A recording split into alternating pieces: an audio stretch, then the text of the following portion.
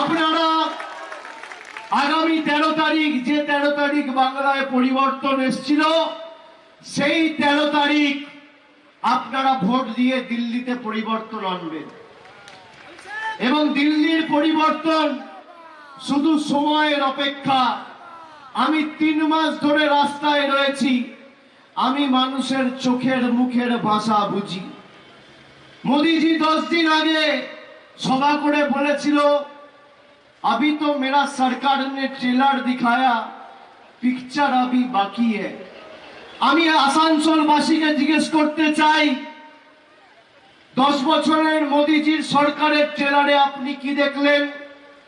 400 টাকার রান্নার গ্যাস 1100 টাকা, 40 টাকার ডিজেল 92 টাকা, 50 টাকার পেট্রোল 100 টাকা, 3 টাকার ডিম 7 টাকা, 100 টাকার চা পাতা 280 টাকা কেজি, 22 টাকা 25 টাকা দুধের লিটার ছিল, আজকে 55 টাকা 60 টাকা লিটার।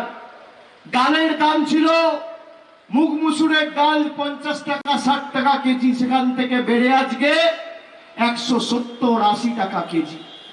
রসুন ছিল 70 টাকা কেজি, আজকে 180 টাকা, আজকে 430 টাকা কেজি। এরপরেও আপনারা সিনেমা দেখতে চান? বলেছিল 15 লাখ টাকা দেবো, কেউ পেয়েছে? বলেছিল বছরে 2 কোটি বেকারের চাকরি দেবো, পেয়েছে? আপনি দেখুন আসানসোলকে ডাম্পিং গ্রাউন্ড হিসেবে বিজেপি ব্যবহার করছে।